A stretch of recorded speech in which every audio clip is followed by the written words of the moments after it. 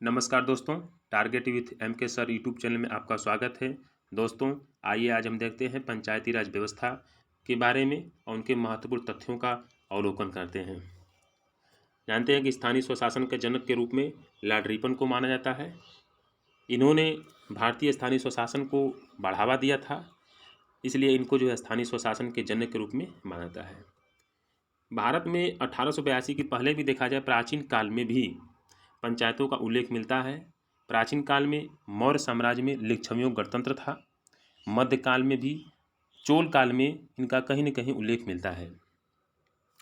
महात्मा गांधी के विचार जो थे वो दो विचारों के बहुत बड़े पक्के हिमायती थे।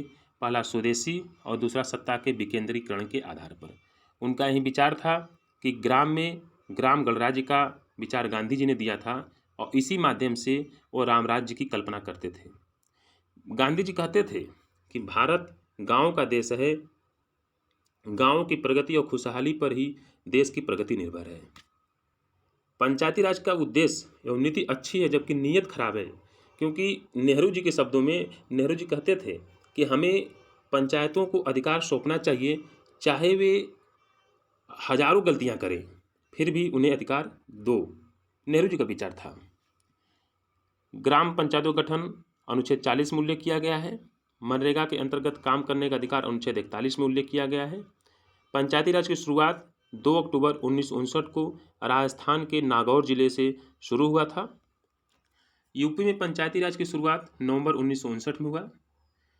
संविधान में पंचायती राज जो व्यवस्था बनाया गया, अधिनियम लाया गया, 73वां संविधान संशोधन 1993 में लागू हुआ 24 अप्रैल 1994 को।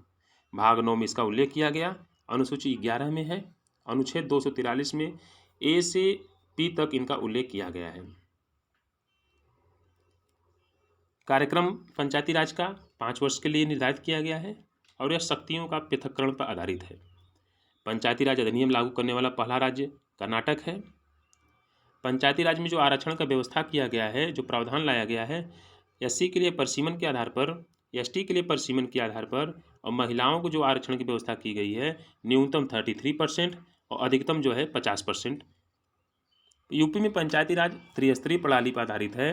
ग्राम स्तर पर ग्राम पंचायत, क्षेत्र पंचायत यानी ब्लॉक स्तर पर क्षेत्र पंचायत, जिला पंचायत यानी जिला स्तर पर जिला परिषद की व्यवस्था किया गया है। पंचायती जो चुनाव होता है वह जनता द्वारा चुने जाते हैं। ग्राम सभा के सदस्य, इनका चुनाव प्रत्यक्ष निर्वाचन प्रणाली पर होता है। बीडीसी का चुनाव प्रत्यक्ष निर्वाचन होता है और ब्लॉक प्रमुख का चुनाव जो है अप्रत्यक्ष रूप से चुने जाते हैं। इसी तरह जिला पंचायत सदस्य जो होते हैं वह प्रत्यक्ष रूप से चुने जाते हैं। जिला पंचायत अध्यक्ष हुए अप्रत्यक्ष रूप से चुने जाते हैं। बलवंत राय मेहता समिति त्रिस्तरीय प्रणाली पर आधारित है। इनकी अनुशंसा 1957 में हुआ था। अशोक राय मेहता समिति या द्विस्तरीय पंचायती राज व्यवस्था पर आधारित है। इन्होंने 1977 में दिए थे। पंचायती राज व्यवस्था लागू करने वाला दूसरा राज्य आंध्र प्रदेश है। पंचायतों में महिलाओं को 50% आरक्षण देने वाला राज्य बिहार है। पंचायतों में महिला के लिए यूपी में 33% आरक्षण का प्रावधान किया गया है। पंचायती राज दिवस 24 अप्रैल को मनाया जाता है। पंचायती चुनाव लड़ने की न्यूनतम आयु 21 वर्ष है। यूपी में जिला पंचायतें 75 हैं। पंचायती राज कराने वाली संस्था राज्य निर्वाचन आयोग है। पंचायतों के लिए कार्य क्षेत्र 29 विषय दिया गया है।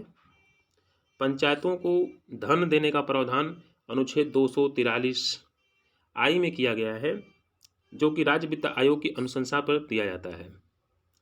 पंचायती राज व्यवस्था से संबंधित समितियां कुछ हैं, जिसमें है बलवंत राय मेहता समिति, अशोक मेहता समिति, LM सिंघवी यानी लक्ष्मी बल समिति, PVK राव समिति और थुंगल समिति। चतुर्थ स्तरीय पंचायती राज वाला पहला राज्य बंगाल है।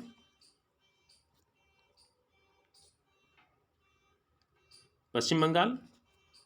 प्रश्न है, क्या पंचायती राज पूरे भारत में लागू है? जी नहीं, पूर्वोत्तर भारत में कुछ राज्यों में पंचायती राज का प्रावधान नहीं है। पंचायतों का चुनाव 6 माह के भीतर हो जाना चाहिए।